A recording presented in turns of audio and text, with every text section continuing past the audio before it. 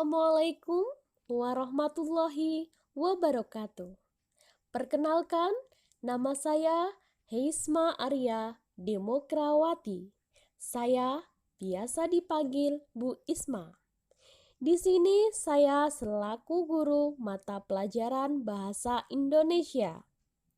Pada pertemuan kali ini, kita akan membahas tentang teks laporan hasil observasi.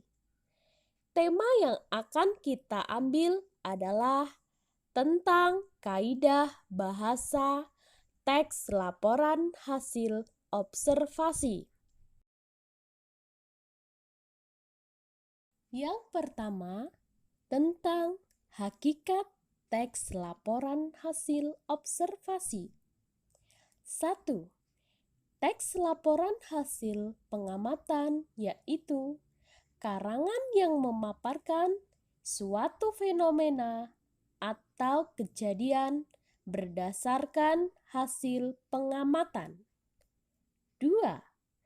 Teks laporan juga disebut teks klasifikasi karena teks tersebut memuat klasifikasi mengenai jenis-jenis sesuatu berdasarkan kriteria tertentu.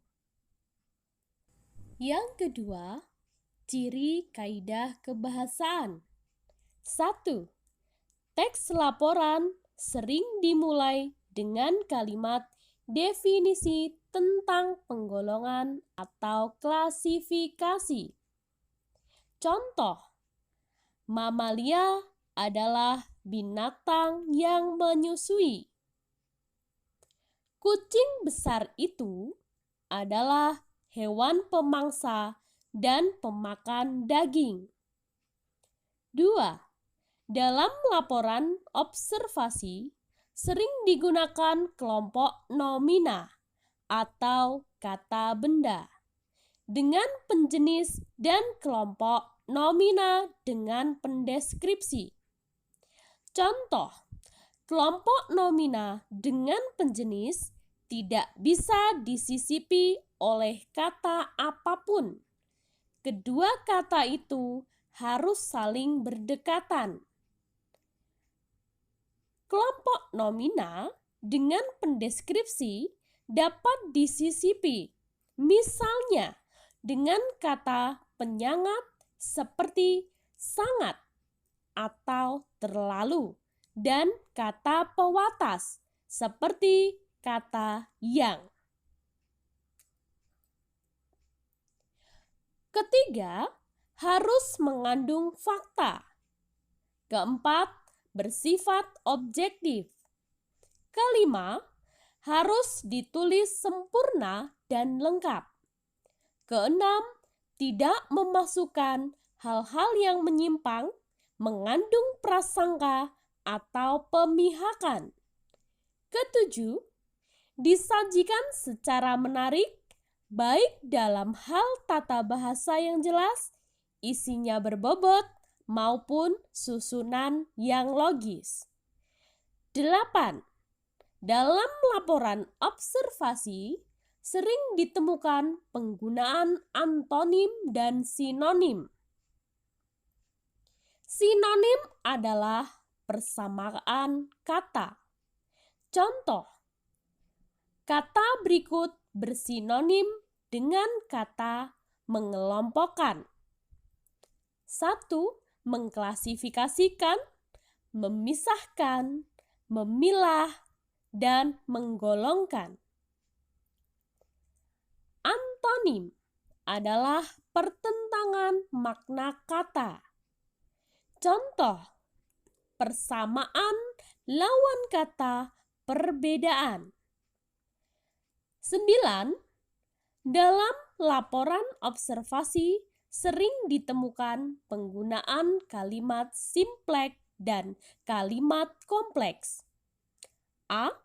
Kalimat simpleks merupakan kalimat yang hanya terdiri atas satu verba utama yang menggambarkan aksi, peristiwa, atau keadaan. Sedangkan kalimat simplex yang sesungguhnya sama dengan kalimat tunggal, hanya mengandung satu struktur: subjek, predikator atau pelengkap, dan keterangan. Unsur yang diletakkan di dalam kurung belum tentu ada dalam kalimat. Dengan kata lain, unsur yang berada di dalam kurung bersifat opsional. Kalimat tersebut mempunyai satu struktur, yaitu subjek, predikat, ataupun keterangan cara. Contoh kalimat simplex. 1. Tumbuh-tumbuhan tidak dapat bergerak dari satu tempat ke tempat lain. 2. Tumbuh-tumbuhan tidak dapat menghasilkan makanan sendiri. 3. Namun, tidak semua tumbuh-tumbuhan mempunyai bunga. B. Kalimat kompleks.